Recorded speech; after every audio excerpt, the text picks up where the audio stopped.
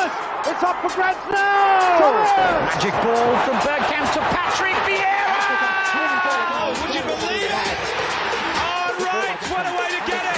Fabulous solo goal by pierre-emerick. Champions.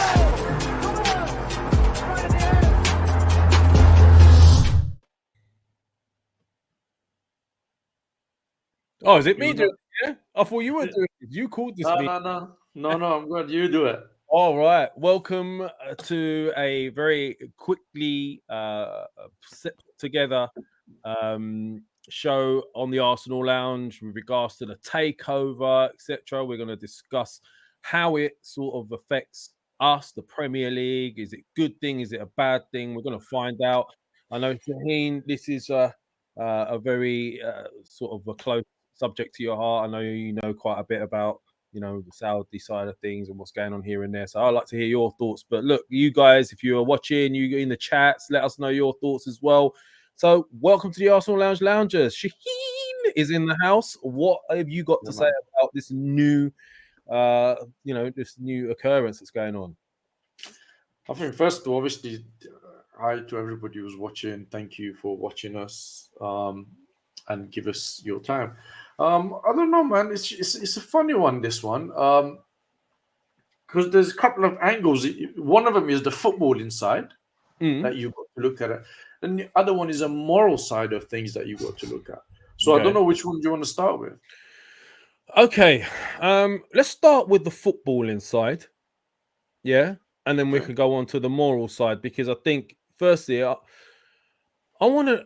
The thing that concerns me is the direction the Premier League is going in right now, because yesterday I saw all the Newcastle fans celebrating, and I could understand that 100%. I mean, we'll be hypocrites if we sit here judging them for doing it, bro. And we've been sitting here trying to get Kroenke to sell and hoping we're going to get taken over, right? We'll accept that, yeah? We're not going to say anything. Yeah. We're not going to sit here and be hypocrites. However, on the flip side, thinking about it, these guys were chanting, "We've got our club back."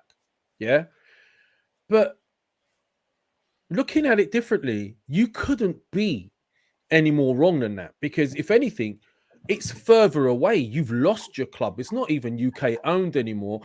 It's owned by Saudi Arabia, right? So you've got that aspect and how it's going to affect us, the Premier League itself and us. So let's start with that. I mean, how do you think it's going to affect things? The only positive about this, the whole thing, right, is that we're going to get some big names coming to the Premier League, and we're going to have a few more exciting fixtures of good football to watch. That's the only positive thing I can think about. In terms of what you said, you know, you're right, because, I mean, look, listen, Man City, the guys behind Man City is the Emiratis, Abu Dhabi group. And they've done all right for the community. You know, they build things, they build extra training ground and that. So it's a bit difficult to knock them on that side. And we can't really judge these boys from Saudi Arabia because they haven't really done anything. They haven't said anything. And they'll be judged in a few years' time. But yes, you're right.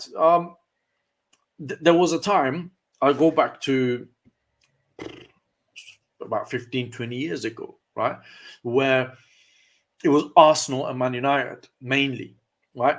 Arsenal had, you know, Vieira, Petit, Henry, then went on to Perez, Ljungberg. These are the players that were unknown, you know, they were purchased based on a good, sound scouting system, came in, they worked under a great manager, they went on to become someone. Man United have, obviously, you know, the Neville brothers, Beckham, Nicky Butt, Scholes, those type of players who came through their academy, Ryan Giggs, and they went on to become great players. Nowadays, football is about, you know, money. It's all money. Jack Grealish, £100 million. Lukaku, however much £1 million he was. This summer, you know... Oh... I'm still here. The camera's gone. The camera's gone, right. So this summer, you know, you're going to have Haaland that is going to go for however much money, I don't know.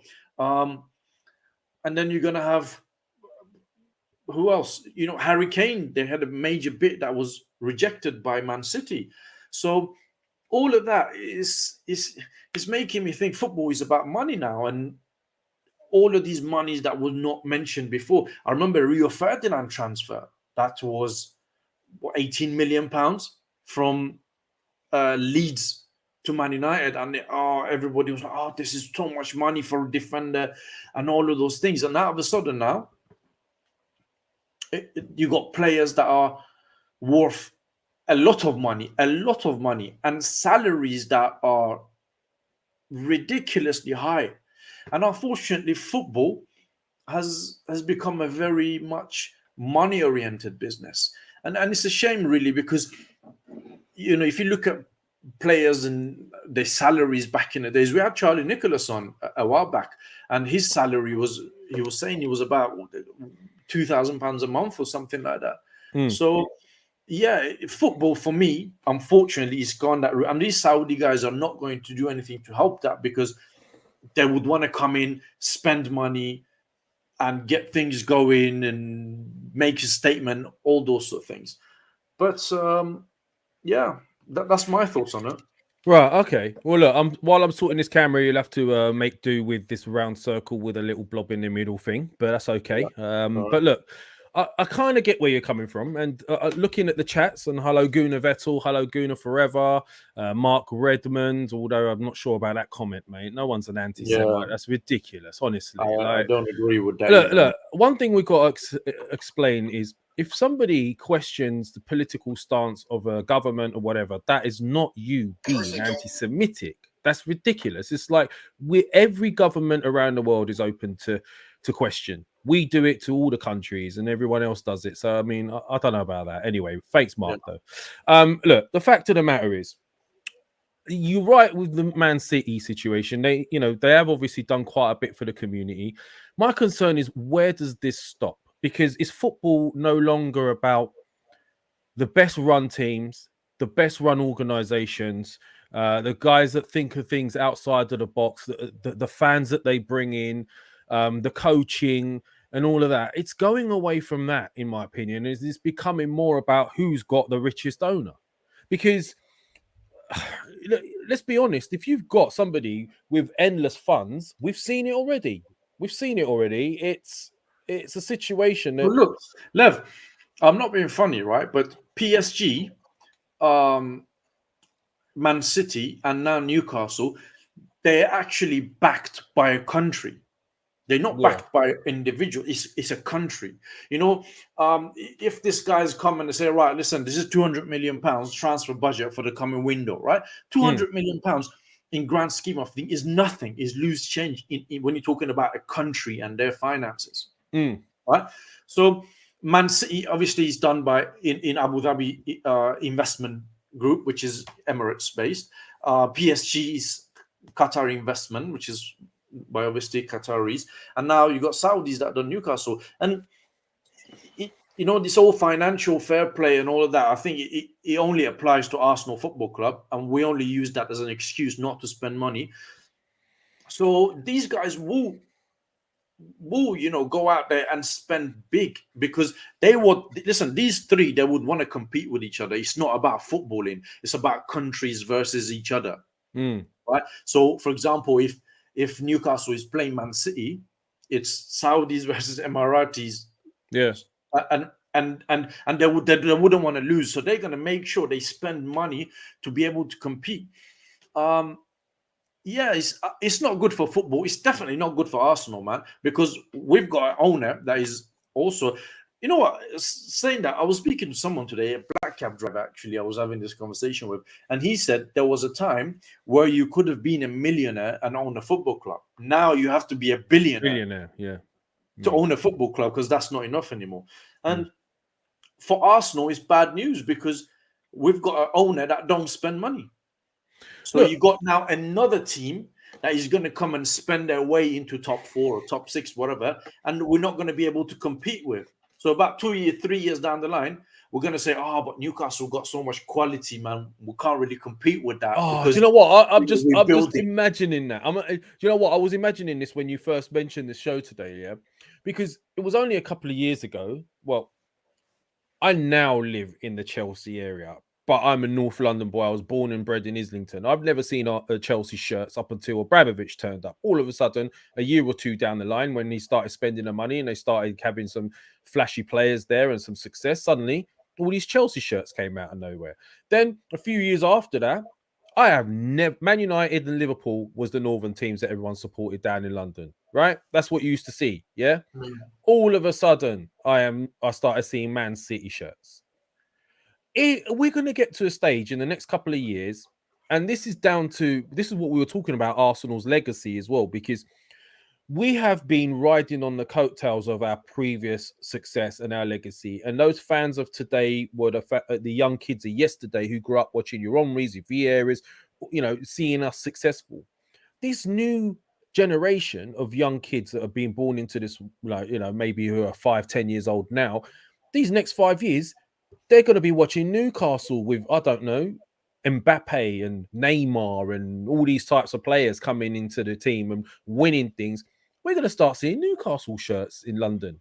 I've already seen this morning. Where does it stop? Like, I was coming to work this morning and I saw a guy wearing a Newcastle shirt.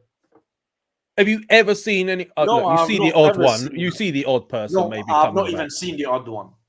No, I haven't. This was the first time. But it goes to shows that. Listen, how many teams can you say have?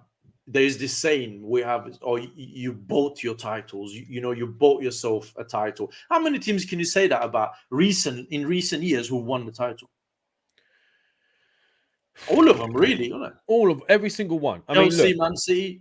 Yeah, Chelsea broke the grip between Arsenal and Man United.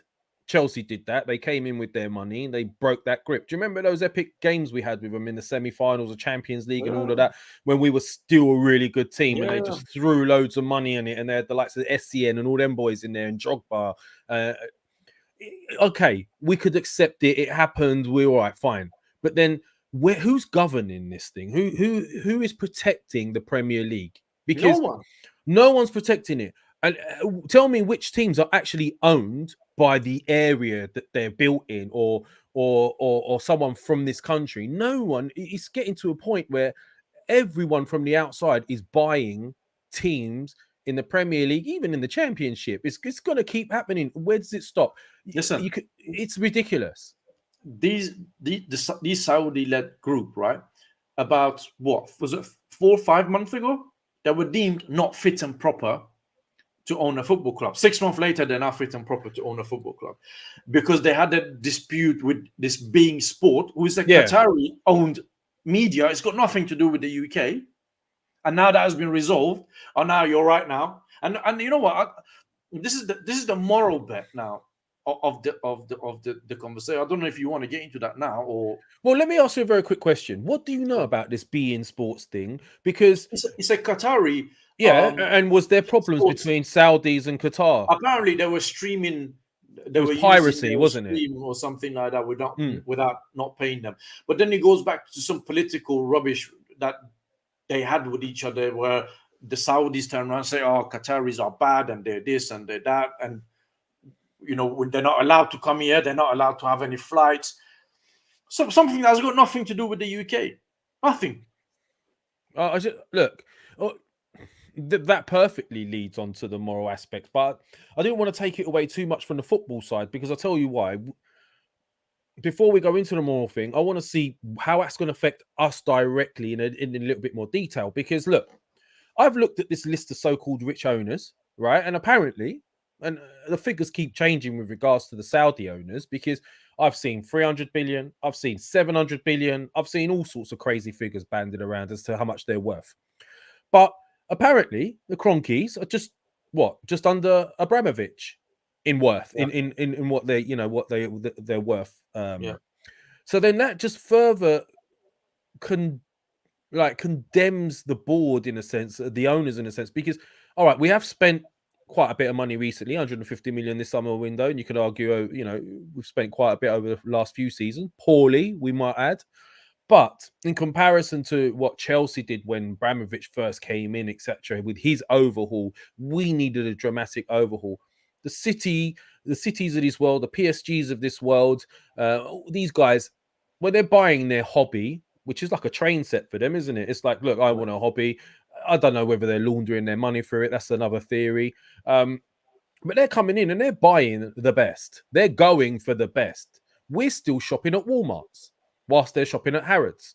So is this, I've seen some people say this in the chat, is this going to be a positive thing where it puts a lot of pressure on the Cronkies and makes them go, hold on a minute, these guys are spending, or is it just going to be, well, I don't care, it's not my problem? Yeah, it's not going to put any pressure. Listen, fans protesting and, us finishing 8th, no European football hasn't really done anything for them to move on. But it's not, it's bad news for Arsenal altogether. I don't see anything positive for Arsenal out of this. It's just going to be another team that is going to be competing for a European spot, Champions League or whatever, that is not there now. And and I know, and I'm sure everybody deep down in the chats, that Arsenal are not going to be able to compete with Newcastle in 2 years' time. The excuse would be, they have too much quality. Right now, Arsenal coming up against Man City. Man City, 10 years ago, 15 years ago, was a game that you would think 4-0 Arsenal, 5-0 Arsenal, 6-0. I remember spanking them every time, 4-5-0. Chelsea, we used to beat Chelsea every time we played. Yeah, but now everyone's like, Man City is in a different league to Arsenal. There's too much for Arsenal in the. Why? Because football has changed. It's become money oriented, and you need to spend big to be able to compete. And we don't do that. We stayed in a whole, let's buy young players and develop them and all of that rubbish, and it don't work anymore. If you want quality, if you want success in football nowadays, you need to spend money. This camera's doing my head in today. I don't know what's going on, so I'm going to stop it and just leave it like that for now, right? Look, I hear what you're saying, but then obviously you've got others like that Don Saki who's in there. Thank you for your comment, Don. If clubs want global fan base, why can't they have others from different parts of the world own them?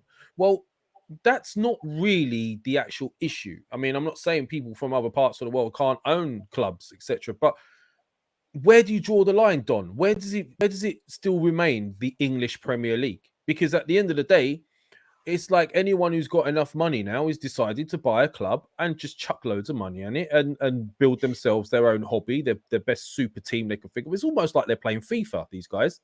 They're like building their dream teams. So I don't know. It's a tough one because, as I said before, as a fan as well, let me ask you this question, Shahin. This is an important question for me, right? Yeah. If this was us now, yeah, and this Mohammed bin Salman, is that his name? Mohammed bin Salman, is that right? Yeah. Am I right? Yeah. So let me ask you, knowing what we know so far, and we're going to go into the more aspects in a minute. If he was now buying out the Cronkies, what would you be thinking and what would you be saying right now? I'd like to hear in the chats as well. I wouldn't want someone like him owning my football club. Really? But hold on. We could also argue that Abramovich, he's got questionable history. But not as much as Saudis, man. Really? Is it? We can't say Saudis in general. Like, I'm talking about. Let's be clear here. We're not. I'm not talking about Saudi people. I'm talking about the governments and all of that. Yeah. So you wouldn't be happy, even though we knew that we were going to be the best team in the next 5 years. Yeah. Or not even now. We're more advanced than Newcastle, so it'd be far quicker for us, wouldn't it? Let's be honest. So you wouldn't be happy. I'll have to say, knowing what I know, I probably would say the same. And that takes us on to the sort of moral humanitarian issues. Because hold on a minute, right? How can we be highlighting, I don't know, Black Lives Matter, all this sort of stuff, and having people kneel before a game, and it's about this, that, and the other. Then you had the Ozil situation where he's come out about atrocities, gets sidelined and chucked to the side, and never seen him again. But then at the same time, you can get people like this come in, buy Newcastle, and it's not just Black Lives Matter situations, LGBT community. Let's be honest, right? Saudis would not be very complimentary. If gay people in Saudi Arabia, we know what happens to them, don't we? Yeah, listen. I'm going to say a few things here, and what I'm going to say is my opinion. It's not Lev's opinion. It's not the channel. It's my opinion, right? And these are all facts. These are not allegations, facts, right? Saudi Arabia was the biggest financier of ISIS, the Islamic State. All right, so that's the answer for you there, Alex Mills, by the way. These are facts, right? So the UK, the US, France, Germany, all come together, right, to fight ISIS. And Saudi Arabia is the biggest donor to ISIS, right? British people died, to fight ISIS. And then now we're saying, you guys are all right, come and own a football club now. This is the establishment, right, that killed the journalist in their embassy in Turkey. Yeah. Right? Again, right? The United Nations put the blame firmly on Saudi Arabia and this bin Salman guy on his doorstep, right? But nothing happened because obviously Donald Trump said they buy a lot from us and all of that rubbish, right? Women have no right in Saudi Arabia. They just got permission recently to drive cars and vote, right? Women wouldn't even be playing football. If it was down to them, they wouldn't have even been playing football. No, human right violation. If you're gay in Saudi Arabia, you could end up being executed, right? So all of that, and then the Premier League says, it's all right, you guys are fit and proper to come and own a football club. On top of all of that, right, they've got the holiest of the holiest sites for Muslims in their country, and they claim to be, we're Muslims, we're this, we're that, and the other, right? So now you purchased a football club that on match days you're going to heavily rely on sale of alcohol. So how's that working against your morals now? Massive point. So how's that working for your morals now? Which in every way is hypocritical, isn't it? Yeah, from a business point of view, I understand. I don't claim to be a religious person. Do I drink? Yes, but I don't obviously claim to be religious. I don't follow all the rules. But for me, this is not right. You're talking about a state that sponsors terrorism. They've got a lot of issues, a lot of question mark. There's still a lot of question mark with that journalist that got murdered in their embassy. And 6 months ago, they were not fit and proper with all of these question marks. Yesterday, they are now fit and proper, still with those question marks. Well, that's the moral side of things. If you've got enough money, anything's fit and proper. That's what this world's becoming from what I've seen. We've seen some very questionable things happening globally. Let's be honest, not just football, but it seems if you're in a certain bracket, a certain percentage, and you have enough money, you can pretty much do what you want or get away with what you want. Now, I'm not going to sit here and start judging anyone in regards to, what they do and where they earn their money and how they earn their money, etc. And the last thing I need is, after seeing what happened to that journalist, but... listen, no government is good. They all have, their dodgy side and they get up to no good. All governments, right? But it's our government that we should be questioning because these guys go to wars in the guise of, we're fighting, tyranny and terrorism and this, that, and the other. But really, they're not. It's about oil, money, this and that. And this proves it to me, right? We put out a tweet this morning from the Arsenal Lounge Twitter, right? That apparently there was a leaked document that I think it was The Guardian that put it out, right? That this bin Salman got in touch with Boris Johnson and said, if you guys don't approve our takeover purchase, it's going to affect Saudi-UK relations. Wow. Right? That doesn't surprise me. Remember this, right? He came to UK, right? And the UK sold them £6 billion worth of weapons that they used to bomb Yemenis. I don't want to go into that, right? Yeah, that's the BAE. And that's Alex said the same thing there. Yeah, but I don't want to go into that because it's heavy stuff. And, we're obviously a footballing channel, right? But you got a government that is stained so much by so much recent issues. And we said, it's all right, you guys, come over, own a football club, it's all right. This bin Salman is effectively by the United Nations, right, have been accused of murdering this journalist in their own embassy, right, in front of the whole world, and everyone knows. And today he's been seen as fit and proper to come and own a football club. This is the moral side of this. Shane Swartz is suggesting this is very political today, right? But Shane, well, there's a moral side of things, man. We're talking about. How can we discuss this without touching on that? Do you want us to ignore it, or should we say, "Oh, this is great that he's coming in. He's got loads of money, etc., and let him let him come in and do what he wants"? No, we've got to question this because this is a problem now for our league and everywhere else. Because once you go down the path of money being the paramount thing, the most important thing in sport now, right? This is becoming a recurring theme, and I'll tell you why. Look at what happened with the thing with Ozil. China came out and said, if you play this player, we're going to pull any live games from our screens, right? Any Arsenal games. Boom, Ozil gone. Now you've got this guy coming in saying, if you don't let us have this, takeover bid approved, then our relationship's going to suffer. So boom, he's in. So we have a government that is trying to preach ethics and morals at the very top, but they're never preaching it themselves and they're never doing it themselves. They're basically turning a blind eye as long as somebody has enough money, or as long as somebody can come in and say, look, here's a bit of this or a bit of that, let us come through. It's becoming ridiculous. But again, it's such a tough thing, because I'll ask anyone in this chat, this is a really important question, anyone in this chat, yeah? How would you feel if this was Arsenal right now and this chap was buying us? Would you be against it? Do you know what I mean? What's going on? As I said to you earlier, I still would be the same thing, because it doesn't matter who they're buying. It's who is the purchaser. Yeah. Right? Who is the person that is coming in to own a football club that is it's a very important part of the community, especially in a place like Newcastle.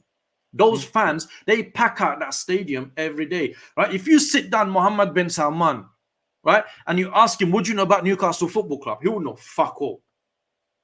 Right? But yet they come and purchase the Newcastle Football Club. They've done an interview with this lady, was Amanda Stavilli.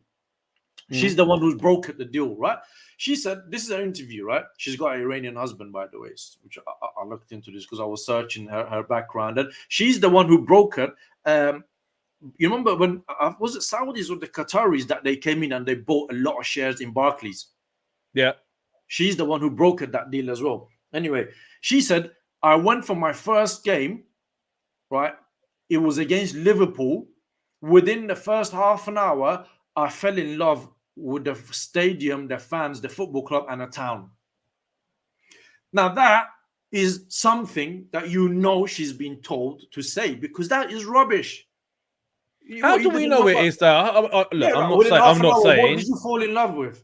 Hold on, though. You could argue that what Man City owners have done for Man City in the community is a positive thing. Yes. How do we know that these guys, for Newcastle's community, and let's be honest, it's a tough time for them up north.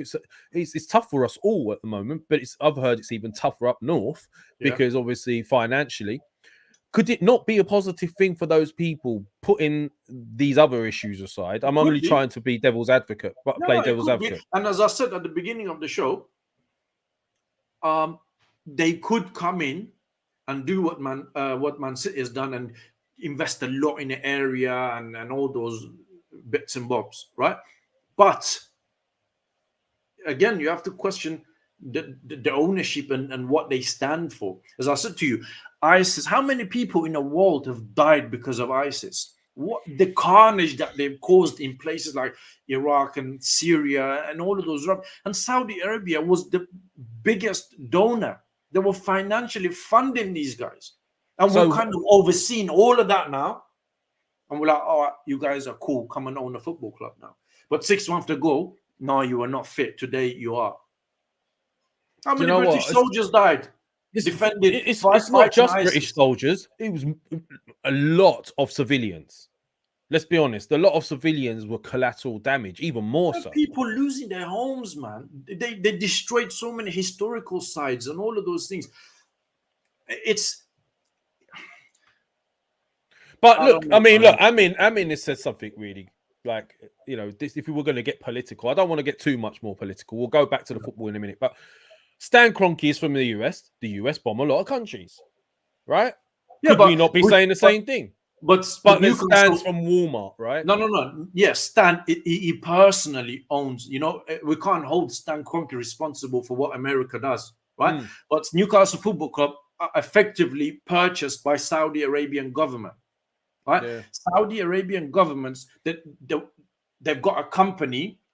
If you look this up, people, so you maybe you get some education on it as well. Their company is called Aramco, right? They are the richest company in the world, right? Richer than Amazon, Apple, Tesla, all of that. They got endless supply of oil. Is that what it is? Just yeah, endless. because of the oil. Obviously, they're rich because of that. Obviously, Saudi Arabia, their wealth comes from oil. That's where it comes from.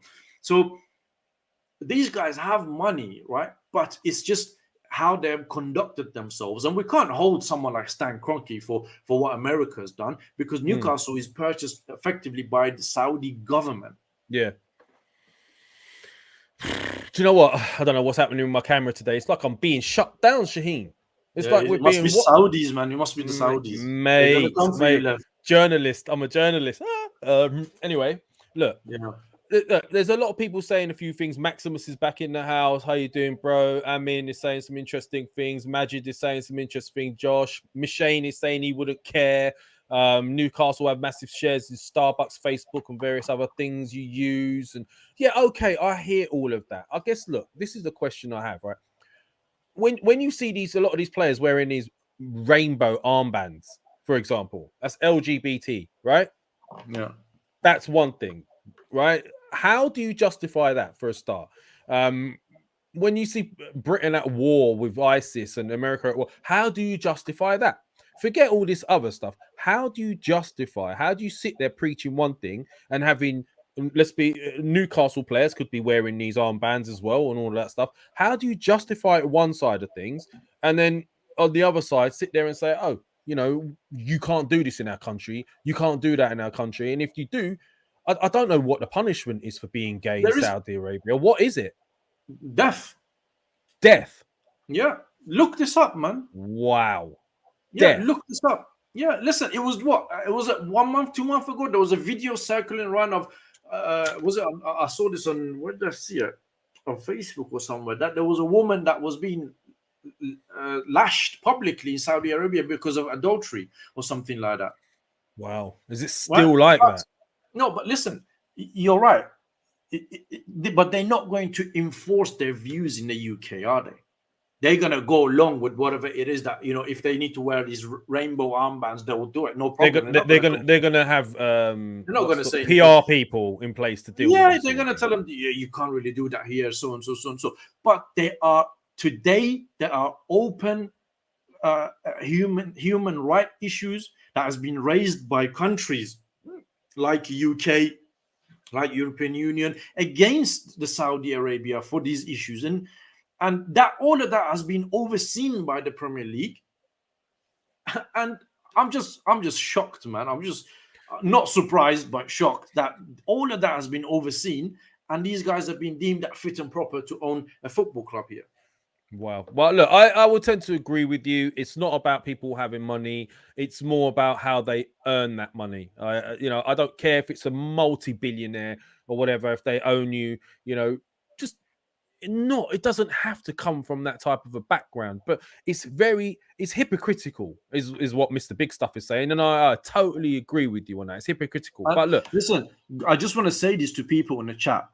Right? If you want to know more about this, there's a documentary on Amazon Prime. I think Amazon. It's called The Dissident.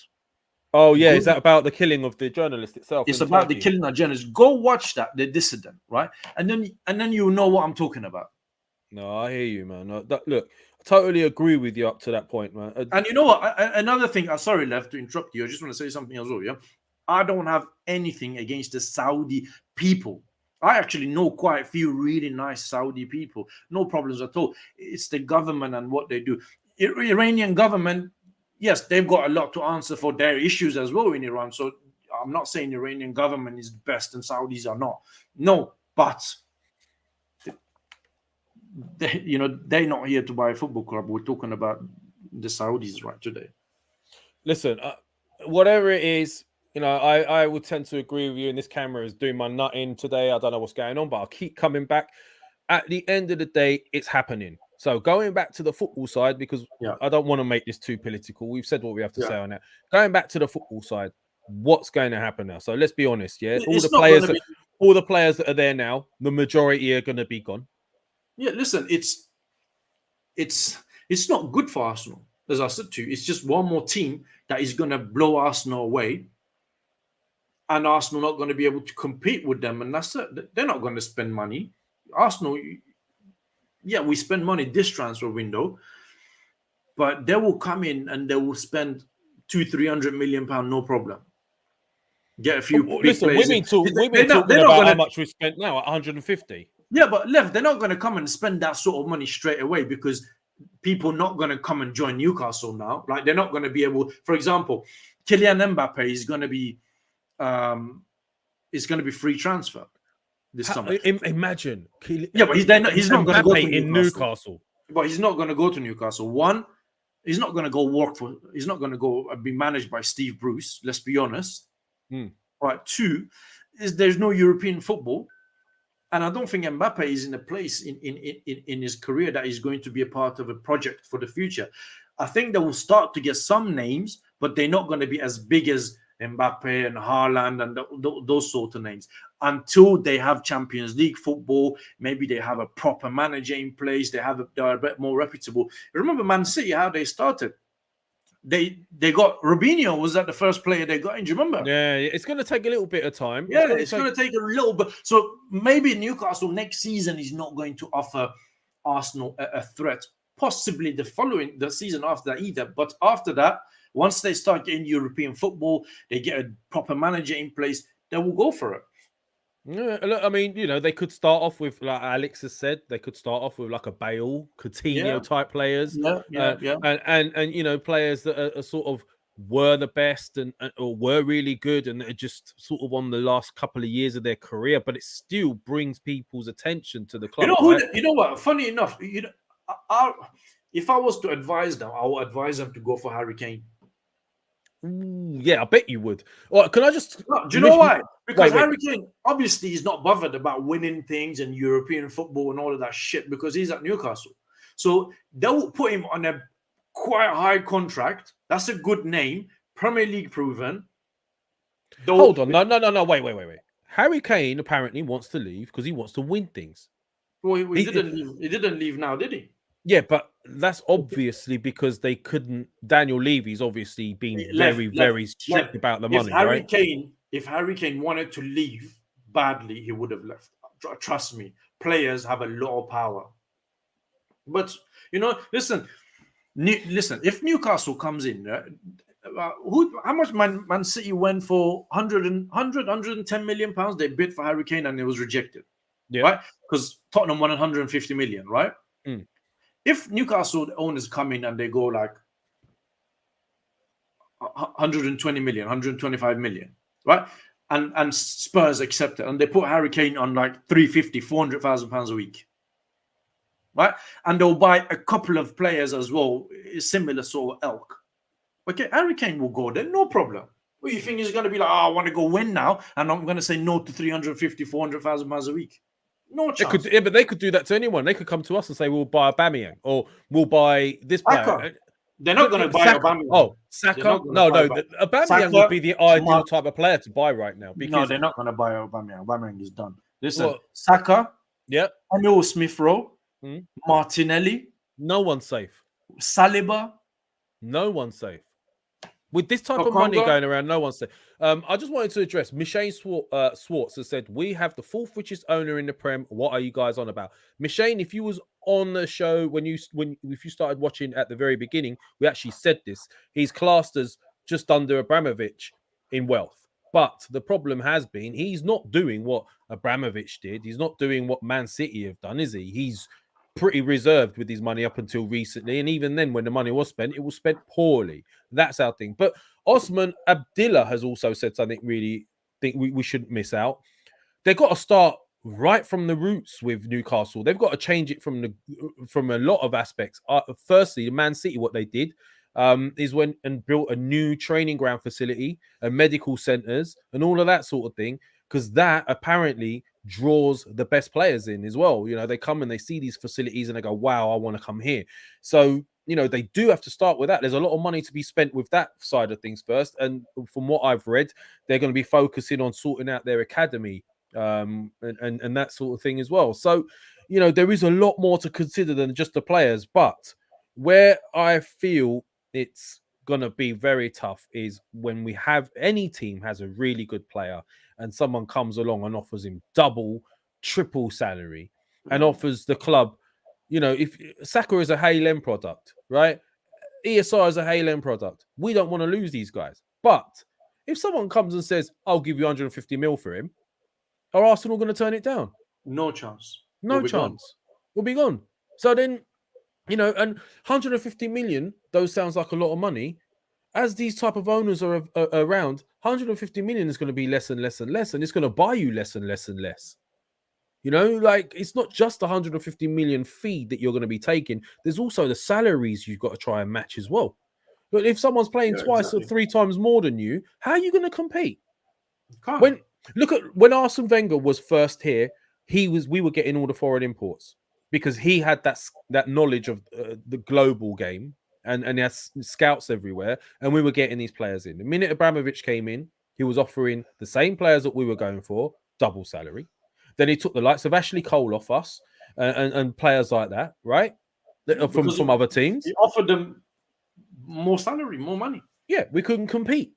So where does it end? Where does it end? Should there be a cap? It should be like, maybe there should be some sort of like, I don't know, like Formula One type rules where you can only spend this much and you can, you know, a season in a window, and you can only offer this much in salary. Otherwise, it's just gonna run away from us. It's going to be impossible. And the only way you're going to be able to compete is to sell to another person or sell to another person. And the higher up with the money that you go, the more questionable the earnings become, right? And where the money's coming from. And it's only going to be from like oil oligarchs or people with very questionable backgrounds, unless you're going to someone like Amazon, you know. So, and even then, you're spot on, man. And that's what it goes back to, money and that sort of stuff. And again, it can't be a good thing for football. So what does that do for our sort of plans moving forward now, in the sense of we've got this long-term plan, we've gone and bought a lot of youth? Is that a good thing that we've done that? Because they've got sell-on values and we can recoup some money from them if they go, or you know, we can't compete with them, with the other teams, salary-wise and fees-wise. So now that we've got these younger lads in, you know, we could develop them, rather than try and get these bigger players that we can't compete for. Lev, I don't think Newcastle will offer an immediate threat to Arsenal, at least for the next couple of seasons, because they need to get players in and start building. Now, if we finish, I don't know, 8th again or 9th on a table, then yes, because then we'll be competing with the likes of Newcastle.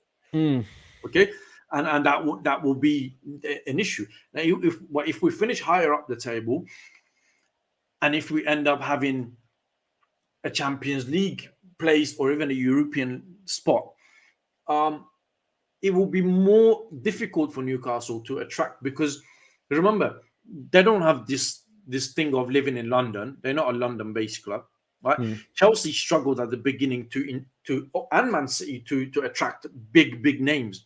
Chelsea have something to show now because they won Champions League. They've got a good manager. The names have been going around a few years that they've been winning. So yes, they're now an attractive place to go. If next season Newcastle come in and they bid, I don't know, £100 million for Saka, right?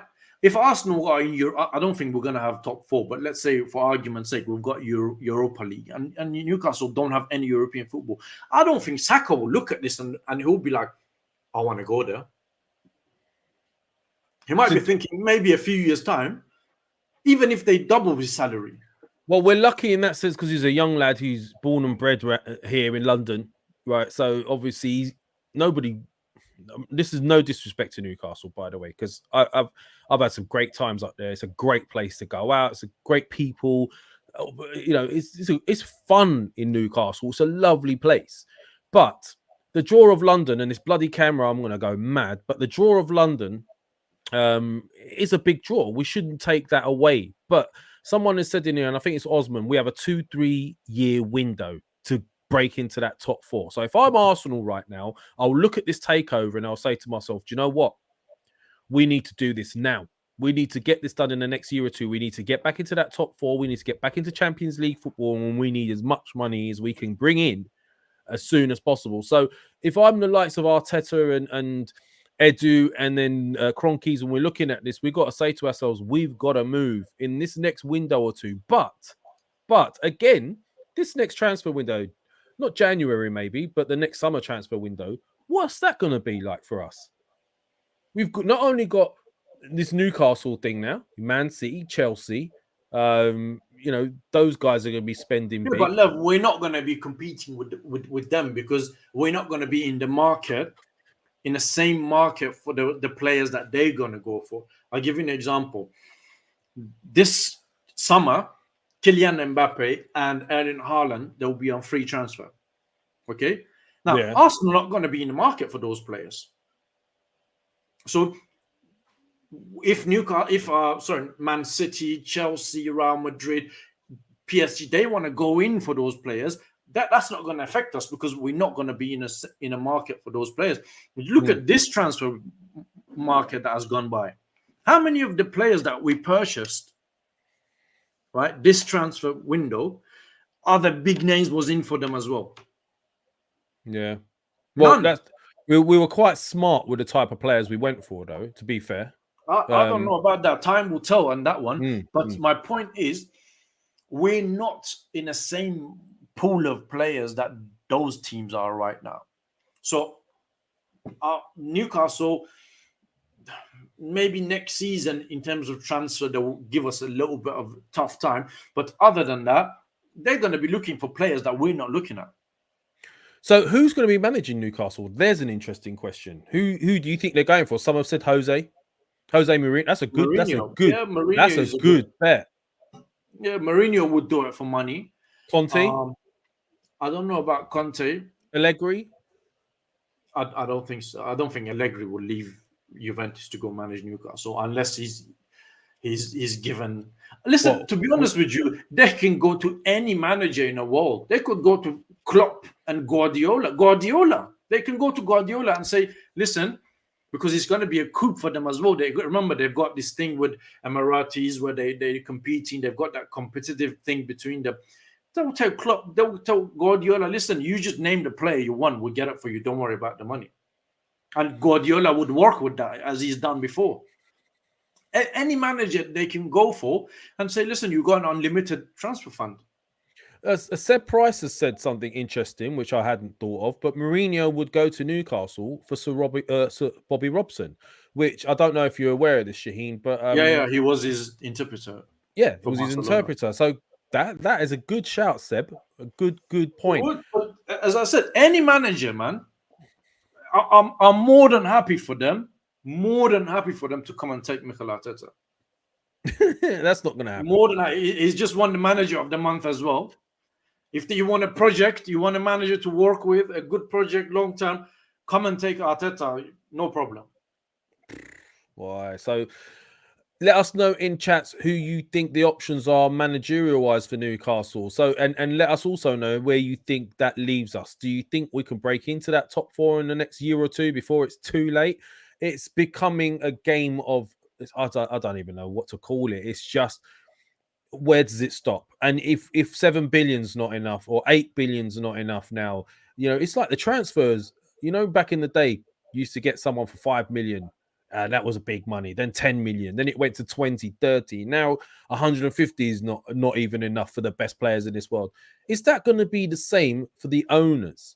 Or is it just going to be endless where 7, 8 billion when Abramovich first came, a bit like when we had Wenger, when he first came, it's not about the money. He had the knowledge of players globally, and we didn't have as much competition for Man, those days foreign are players. because Yeah, but then but what I'm saying is Abramovich came in and he dominated and he didn't have any competition as an owner for a while. Then but Man he was City, spending money. Remember that? yeah, of course he was. He was spending ridiculous money. But where does it stop, Shahin? I mean, you know, It's not going to stop anytime soon, Lev. Man, this is reality of football nowadays. If you want to be successful, listen. Sorry, if you want to win the league in UK, in Premier League, right? You've got to finish above Liverpool, Man City, Chelsea. In order for you to finish above those three teams, right, you need a top quality team and a top quality manager. Do you agree with me on that or not? yes. Right. So in order for you to have a top quality team and top quality manager, you need to go out there and spend big money. So that's how football has changed, because they have spent money to be where they are. If you want to beat them, you need to spend more than them to go to be able to compete with them. European stage, right? PSG got a good team now, as you've seen, right? So if you want to, again, on the European stage, you need to flex muscle. You need to have top team and a top manager. You've got to beat the likes of, again, Man City, Chelsea, Liverpool, Juventus, PSG, Barcelona, Real Madrid, Bayern, Dortmund. So in order for you to compete with those teams, right, you need to spend a lot of money to have a good team. If the current Arsenal team, the current squad and the current manager, they go to the Champions League, right, I'll tell you, there is a good argument to say they would not make it past the group stage if they get a tough group. And if they do, I'll guarantee you next round they're out. See, the thing I've got to ask is this, yeah? Look, I've got some sort of ready Brett glow going on now, man. This camera's doing some crazy shit today. I don't know what's going on. It's the Saudis, man. Can you see it? Can you see that glow? Can you see it? Yeah, you know you're Turkish as well, Lev. If you go to Turkey, some don't go to radiation. any embassies, mate. Radiation glow going on there, man. This is crazy. We all kicked off about the Super League. Someone's mentioned it in here. Right? Oh, it's bang out of order. You go into the Super League. It's going to affect the rest of the league and this, that, and the other. And I hear that up to a point. But then where is the same energy with these sort of things happening? Now, no one's sitting there saying our league's being ruined or, you know, how does it affect, I don't know, the lower level teams in the Premier League? They'll never be able to compete with this. What about the championship teams that come up from, you know, from promotion after really working hard? It's a tough old league, that championship. It's probably, some say, it's the toughest league to come up from, right? So you win that and you go up into the Premier League and you're trying to stay up in your first season or two, and you're competing with not only like one or two teams with ridiculous amounts of money, but now 4, 5, 6 teams. And even Leicester, you know, who have got a very good bunch of owners there. I mean, the original chap, his name escapes me now, God rest his soul. He came in, he did a great job for them. I'll give you £100 on air live if you can pronounce his surname. Don't Google it. Whose surname? The Leicester owner. Well, I just told you his name escapes me. So why would I sit there trying to name him? Even if you knew it, bro, I would never attempt on saying his name because it's a mouthful. Yeah, well, look, someone else has said China. You know, China, they've known for the atrocities going on right now. Well, we're not supposed to know there is anything going on, but there is stuff going on there. There's a lot of questionable things going on, and that's a whole different issue to football. But this is brought into football now. I wouldn't be surprised if the next takeover is by a Chinese state-backed company. Would you, Shahin? Where do we draw the line then? Would you sell to? So hold on, we want Kroenke out. We want Kroenke out. Yeah, we've already said we want Kroenke out. But then there's people like Maximus in here. How you doing, bro? Who will say, hold on. You could argue that Kroenkes have spent money, but it's the people below that haven't delivered. The managers and coaches and technical directors and people doing the scout. Maybe you could argue that case, but my point is, they're the guys hiring them. They're the guys making the decisions to bring these guys in regardless, right?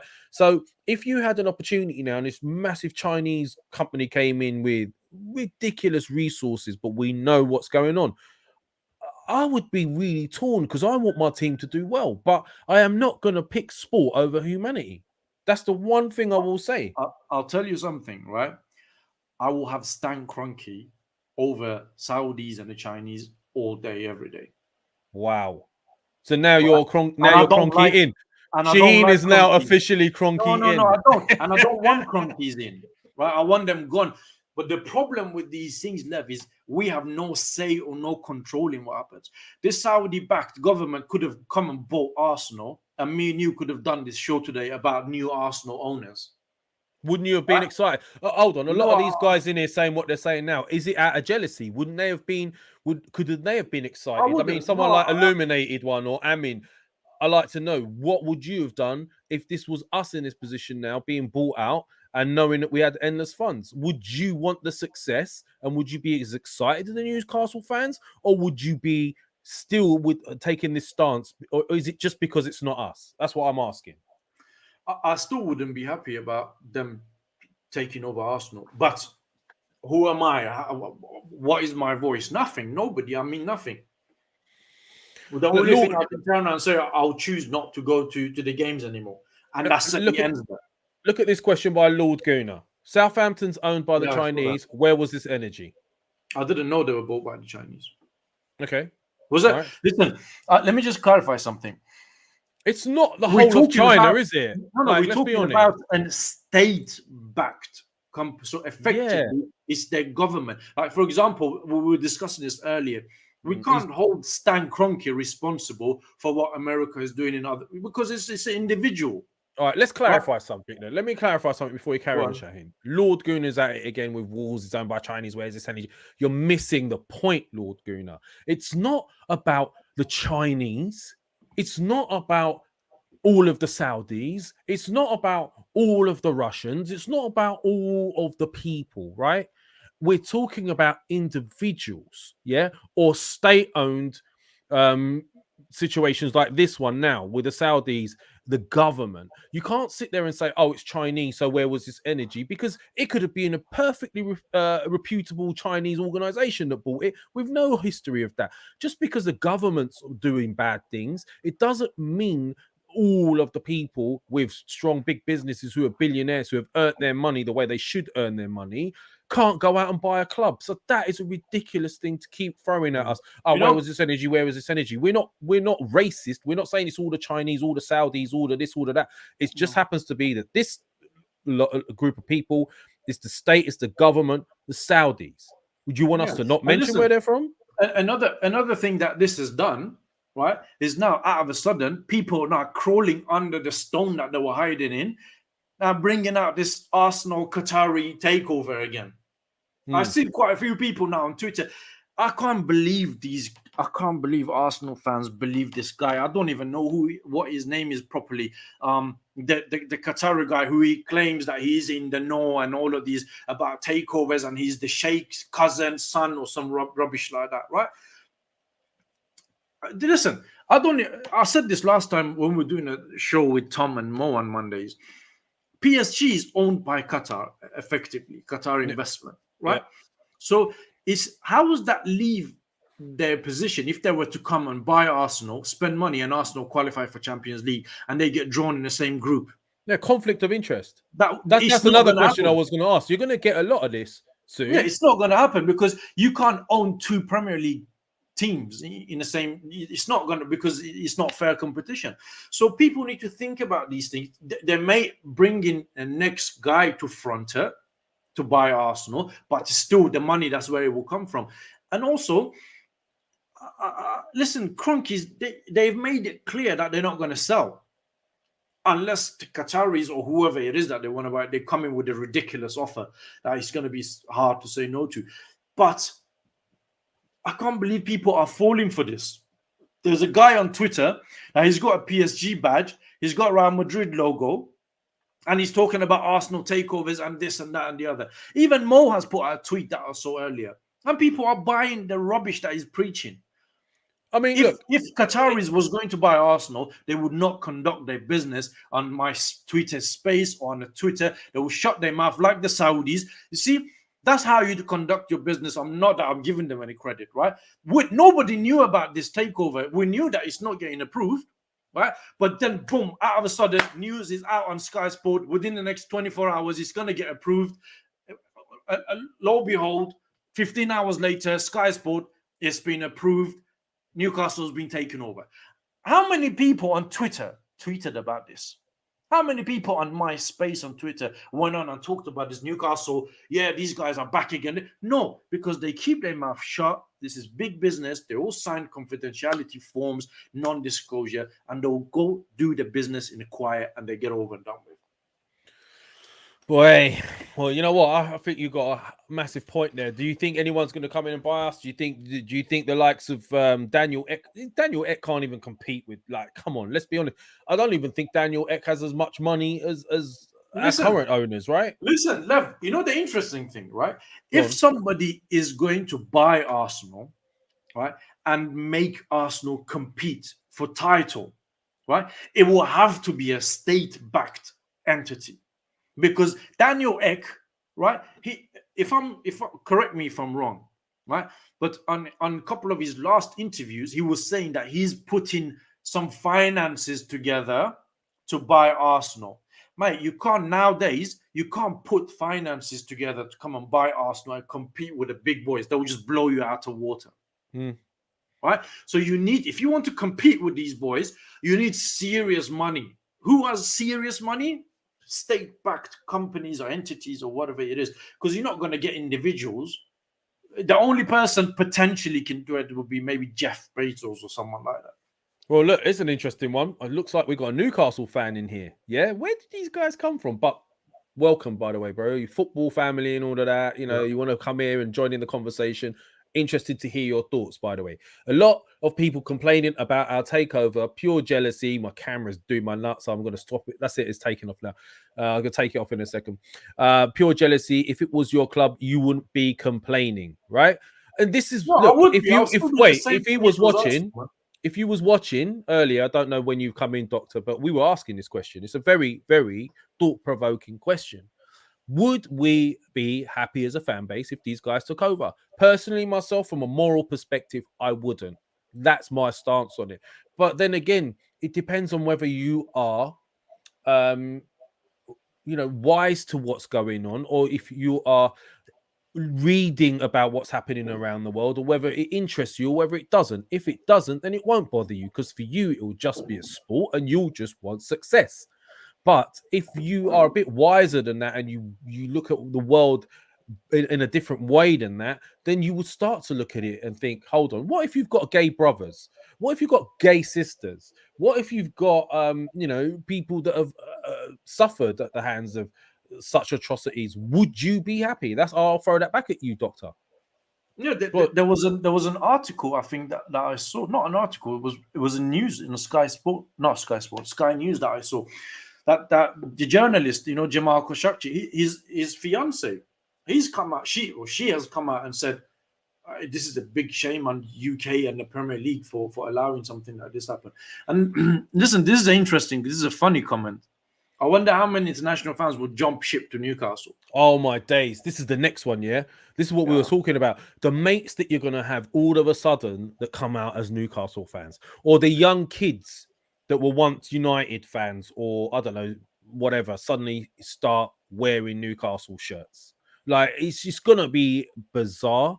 But at the same time, look, if I'm going to look at it just purely from the Newcastle fans' perspective, they are amazing fans. They've been through some serious...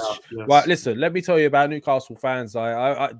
They have gone through really, really bad times with their club, and they always pack out that stadium. Always. And they sing, and that part of the world, they live for football. The whole week is geared up for football. I really want to know their thoughts on this. It's a shame we don't know any Newcastle fans. Well, we just saw one, Doctor, what's his name? Yeah, I know, but if you want to come on, he can come on. No, there is. I really want to know, like, a few of them, have a word with them, see what they think. What's their thoughts on these guys taking over? Listen, at first instinct, yes, it's exciting. You got a rich owner coming in. There's going to be good days ahead. You're going to be competing. You're going to be in Europe. Fantastic. But then when you look into this a little bit in more details, then questions start to pop up. Yeah. Well, look, I mean, this is going to be very, very interesting in the coming in the coming months to see how. I'll be interested to see what the first steps of the. So let me ask: does anybody know? Are they taking over straight away, or does it start at the end of the season? No, Is it it's done. right now? It's done. They're ready to go. Done. Finished. So yeah. do you think they've done So this? They've Do you got. think they've done this for? Do you think they've done this for the January transfer window? My God, can you imagine what they're going to do for that? Well, they'll be there for that. Listen, from what I've known, this has already been done. That the woman Amanda Stavili, she's got a seat on board. They've got an Arabic name guy. I don't know who he is. He's going to be the managing director, and so far that's what they've announced. Wow. Super chat. Wayne Sage in the house. Where you been, bro? Hi, Wayne. We've been at it for an hour and 5 minutes. Haven't seen you, but it was a lastminute.com. Thanks thing. for the super chat, man. Very Thank you, bro. You're always there, man. Newcastle is an actual big club where City and Chelsea are small. Do you know what? That's a tough one to say. I'll tell you what, Newcastle, he's got a point. Newcastle, I wouldn't say they're bigger than Man City, right? But they would definitely pack out that stadium week in, week out. They've got a bigger fan base. Initial fan base. Local fan base. Yeah. And I think... You know what? I think they will really back their team hardcore. It's going to be interesting, but I wouldn't. They're not an actual big club. They're not a global club, are they? But I always looked at Newcastle and said, if someone goes and buys them, that fan base is going to be, it's going to be massive. It's going to be really exciting. But I don't know, man. I don't know. But we've been going at this for an hour and 5 minutes, hour and 6 minutes now. My camera is. I don't know if I've been infiltrated. But it seems that way because I haven't had this trouble for a long time. We have this subject and boom, my camera keeps dying. So look, I told you, man, it's the Saudis. Don't go to any embassies until further notice. Oh, don't say that. Listen, when you say Saudis, clarify. You don't mean the people. No, it's the you mean the government. Yeah. No, I don't have any issues with the Saudi people, man. They're nice guys.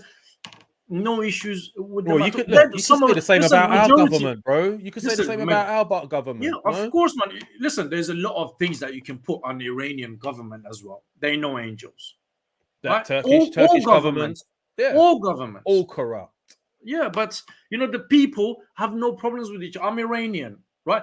I know closely a good number of Israelis and Jewish people that I work with.